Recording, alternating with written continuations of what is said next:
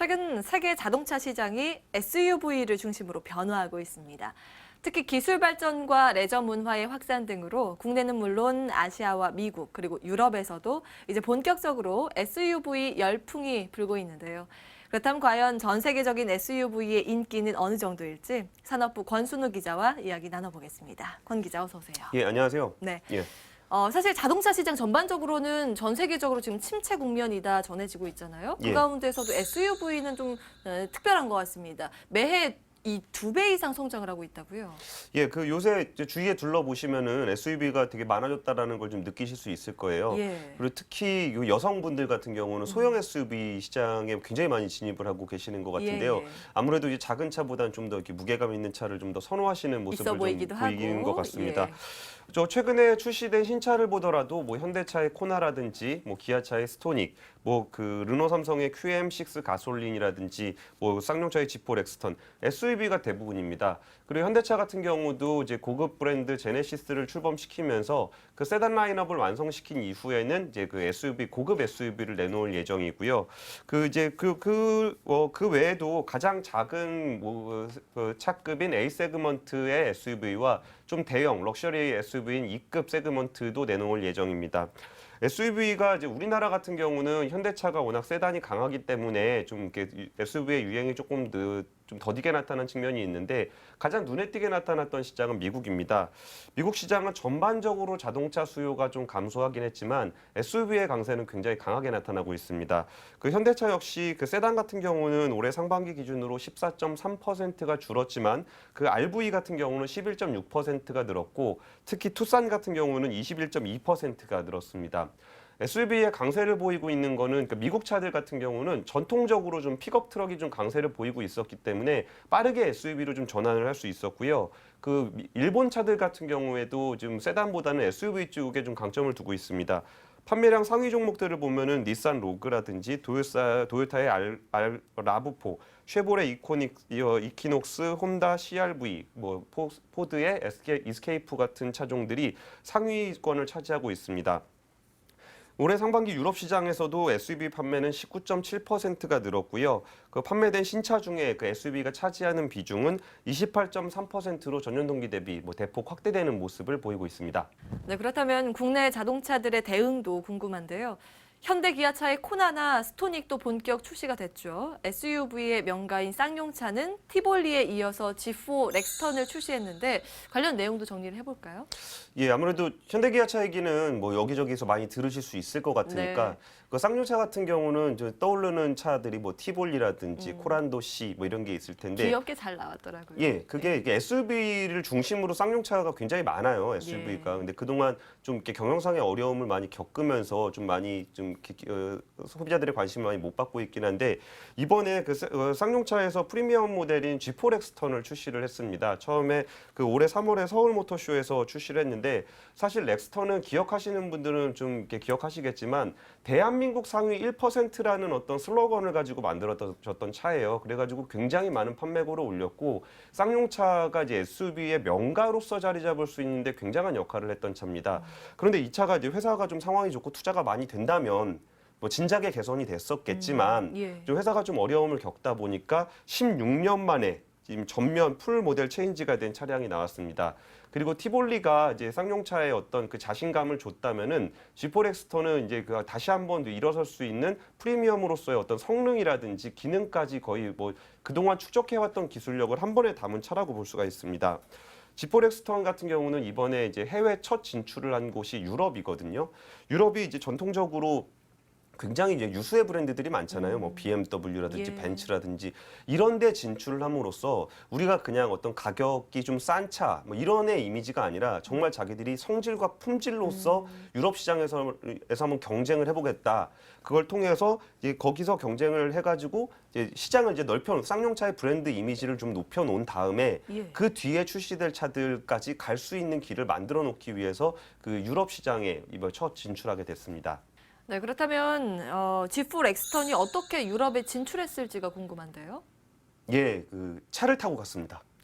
당연히 차를 타고요. 예, 유럽까지. 예. 오. 이번에 그 G4 렉스턴의 어떤 하나의 이벤트였었는데요. 예. 지난 7월에 평택항을 출발을 해서 베이징으로 이제 배로 옮긴 다음에 그 중국에서부터 영국까지 차로 운전을 해서 갔습니다. 정말 차로 이동을 했군요. 예, 한 2달여가 걸려가지고 프랑크푸르트 모터쇼에 참가를 했고 출시 행사는 이제 영국에서 가졌습니다. 쌍용차가 이제 그 과거의 어떤 아까 말씀드렸던 것처럼 렉스턴의 어떤 그 브랜드 이미지를 개선을 하는 의미에서 왕의 기한이라는 좀 약간은 좀 거창한 컨셉을 가지고 출발을 했고요. 이게 이제 성능을 시험하기 위해서는 그런 식의 운전들을 많이 해요. 좀 이런데 이번에는 그 지포 렉스턴의 양산차 소비자들이 이용하는 그 차 그대로 가지고 이제 유럽까지 가는 여정을 펼쳤습니다. 가는 길은 뭐 만리장성이라든지 뭐 실크로드라든지 예. 어떤 초원이라든지 뭐 이런 곳을 많이 지나서 갔었고 뭐 카자흐스탄이라든지 모스크바, 폴란드의 수도 뭐 바르샤바 이런 곳을 모두 지나서 갔습니다. 여기에 주행 환경은 딱 그 중앙아시아 하면 떠오르는 이미지들이 있잖아요. 뭐 사막이라든지 초원 이런 곳들을 직접으로 이제 거쳐서 갔고 주행 거리는 약 13,000km나 되고요. 10개국의 23개 도시를 횡단하는 여정이었습니다. 즉 가는 길에 이제 운전은 누가 했느냐? 궁금해지네요. 예, 누가 굉장히 했을까요? 힘들었겠죠. 직원이 했을까요? 예, 그렇게 하지 않고 예. 그 해당 국가의 기자들이 직접 시승을 했어요. 이제 예. 가는 길에서 기자들이 시승을 함으로써 이제 이 차의 성능을 직접 시험해 볼 수 있게 한다는 게 이제 굉장한 자신감이죠. 보통 그런 일종의 실험은 테스트였네요. 예, 보통은 이제 엔지니어들이 이제 운전을 하면서 좀 뭐가 좀 부족한 점이 있다 그러면 보완을 하고 그러는데 이 차는 이제 소비자들에게 직접 할 양산차기 때문에 이제 완벽한 형태의 차가 나와 있어야 되는 거잖아요. 그래서 기자들이 직접 시승을 함으로써 그 해당 국가의 지포 렉스턴의 어떤 성능이라든지 내구성을 직접 전달해 줄 수 있는 기회가 됐습니다. 이게 중국부터 유럽까지 정말 차로 이동한다. 굉장히 흥미가 있는데 유라시아 대륙을 횡단하는 그 과정이 사실 쉽지는 않았을 텐데요. 예, 아무래도 코스가 13,000km고 하루에 평균 한 650km 정도니까 네. 하루에 이제 서울 부산을 왕복하는 정도의 거리거든요. 그리고 또 이게 고속도로로 가는 게 아니고 아까 말씀드렸던 사막도 사막을 있고, 건너가고 예. 초원을 거쳐가고 이렇게 막 덜컹덜컹하는 길을 가야 되기 때문에 굉장히 이제 피곤한 여정이 될 수밖에 없는데요. 가는 길은 이제 비포장 도로들도 많았고 뭐 우리가 이제 상상했던 그런 길들이 굉장히 많았습니다. 그 서유기의 어떤 저 배경이 됐었던 플레밍 마운틴을 비롯해서 중국의 4대 숲굴 이런 곳들도 건너갔고 역사 깊은 명소들을 두루 거쳐갔습니다. 지금 이제 같이 뭐 보여지는 화면에서 보이다시피 저런 우리가 이제 그림으로만 봤던 영상으로만 보던 저런 화면들을 실제로 운전을 하면서 갔다고 생각해 보면은 뭐 굉장히 힘든 여정이기도 했겠지만 저도 한번 좀 가보고 싶었던 그런 여정이기도 합니다. 그리고 현지 반응들도 굉장히 괜찮았는데요. 그 카자흐스탄 구간 같은 경우에는 기자들이 생각보다 굉장히 많이 온 거예요. 그럼 차는 이제 한정돼 있는데 기자들이 많이 오다 보니까 이제 원래 같이 수행하던 직원들도 있었을 거 아니에요. 근데 직원들이 탈 차가 없어갖고 기자들한테 이제 그 차를 내주고 네. 그 이제 현재 직원들은 이제 다른 차를 빌려서 타고 예. 갔는데 아까 말씀드렸다시피 바뀐 것 같아요, 둘이. 예, 그럼 지포 렉스턴 같은 경우는 아까 성능이 좋은 차라 그랬잖아요. 네. 그러니까 그 차는 먼저 가버렸는데 네. 그 직원들이 타고 못 있는 그 차는 따라가는구나. 못 따라간 거예요. 예. 그래가지고 호텔에 도착을 하는데 이제 앞에 그 기자들이 어디 가야 되는지 잘 모르잖아요. 직원들이 가서 설명을 해줘야 되는데 심지어 뭐 인터넷도 잘 안 되고 통신도 잘 안 되는 그런 환경에 있어가지고 이제 결국은 이제 뭐 어떻게 힘들게 물어물어 찾아갔다는 그런 해프닝들도 좀 있었다고 하고요. 또 그리고 또 제일 많이 들었던 얘기가 뭐 내추럴 토일렛 화장실이 없으니 어머나 세상에. 용변은 알아서 해결하시라는 아이고 그런 그런, 애로사항이 또 예, 있었네요. 워키토키에서 제일 많이 들었던 얘기라고 아, 그런 얘기를 또 후문으로 예. 전해 들었습니다. 그래서 이제 그 지포 렉스턴 유라시아 횡단을 이끌었던 그 드라이버 비톨다스 밀리우스는 이게 아무래도 이게 성능 면에서도 괜찮았고 내부 설계에서도 좀 이렇게 실내 디자인이라든지 아니면 안전 성능이라든지 아니면 서스펜션이라든지 이런 부분들이 잘 조율이 돼 있어가지고 이제 뭐 굉장히 좀 출발하기 전에 걱정을 많이 했는데 생각보다는 좀 안정적인 주행으로 편안한 운전을 할 수 있었다라고 좀 후문을 전했습니다. 네, 뭐 정말 색다른 이벤트였네요. 그런데 가면서 이제 사막도 가야죠, 산도 가야죠, 비포장 도로를 지나야 되는데 이런 험지에서 주행을 하려면 어떤 성능이 필요할까요? 기본적으로 차체가 굉장히 탄탄해야 되겠죠. 그럼요. 워낙 버텨야 덜컹덜컹하고 되니까. 뭐 그런 부분들이 있으니까. 네. 근데 지포렉스턴 같은 경우는 초고장력 쿼드 프레임으로 이제 강한 강판을 가지고 차체 자체를 만들었습니다. 그래갖고 요새 뭐 동급에서 가장 많은 81.7%의 고장력 장판을 사용했고요. 좀 이렇게 들어보신 적이 있으실 것 같기도 한데 포스코의 이제 기가스틸이라고 포스코가 개발했던 초고장력 강판입니다. 이 초고장력 강판 기가스틸을 세계 최초로 이용했던 차량이기도 합니다. 그리고 이제 차체가 단단하다는 거는 또 반대로 좀 운전자들이 또 굉장히 불편할 수가 있거든요. 이게 너무 딱딱하면은 그 용면의 충격을 운전자가 직접 받기 때문에 운전을 장기간 하기 굉장히 피로한 측면이 좀 있습니다. 그래서 차체를 굉장히 단단하게 만들면서도 이제 운전자들이 너무나 피로감을 느끼지 않도록 그걸 잘 조율하는 기능이 굉장히 중요합니다. 그래서 이런 부분들에 대해서는 신경을 많이 썼고 또 안전의 측면에서도 이제 동급에서 가장 많은 이제 무릎에 있는 에어백이라든지 아니면은 이제 사이드 2열에 있는 에어백이라든지 동급에서 가장 많은 9개의 에어백을 이제 탑재해 놨습니다. 그래서 안전의 어떤 측면과 그리고 이제 그 차체의 강인함 그리고 그 강한 차체에서 운전자가 이제 힘들어하지 않도록 그거를 잘 조율할 수 있는 서스펜션 같은 것도 굉장히 중요하고요.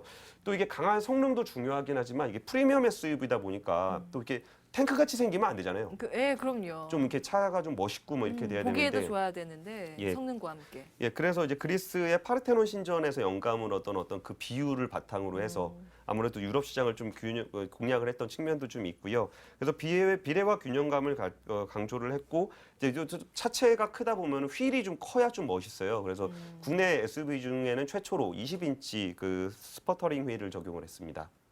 네, 이야기를 듣고 보니까 정말 참 신경을 많이 썼다 이런 생각이 듭니다. 이 G4 렉스턴 쌍용차가 수출길이 좀 다시 열릴 수 있을까요? 그렇다면?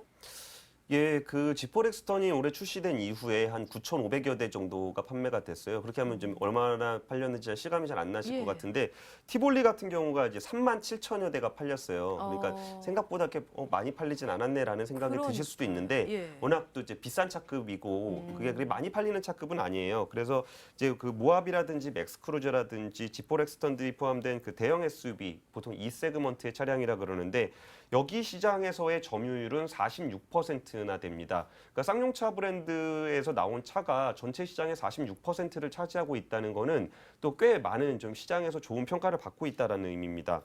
그리고 이제 더 특이한 거는 SUV명과 쌍용차가 SUV를 이제 본격적으로 출시를 하면서 그 시장 자체를 확대하고 있는 현상들이 나타나고 있습니다.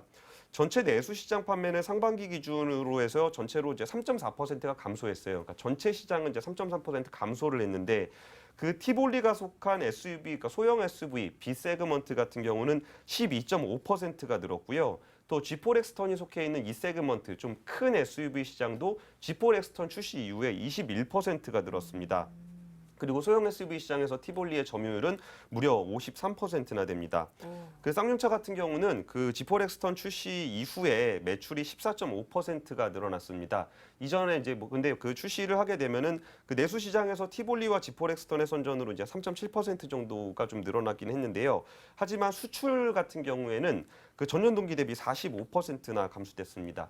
이게 좀 이게 시장의 어떤 특성을 좀 볼 필요가 있는데요.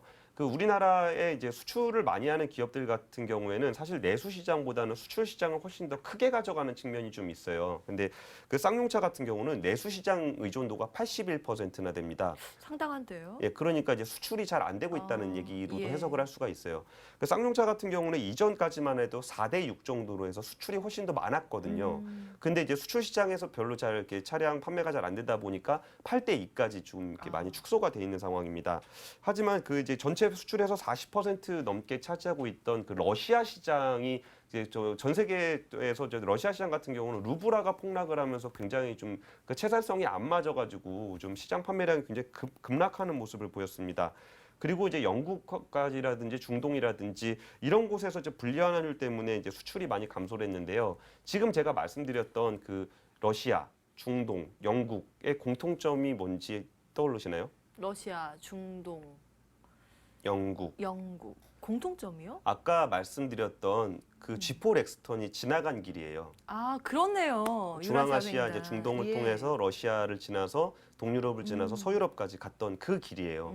그래서 이제 그 길을 따라서 유라시아 횡단길을 이렇게 지나가서 그 이제 그리고 서유럽 같은 경우 이제 영국 같은 경우에는 지금 쌍용차 판매의 이제 수출의 52%를 차지하고 있는 시장이기도 합니다.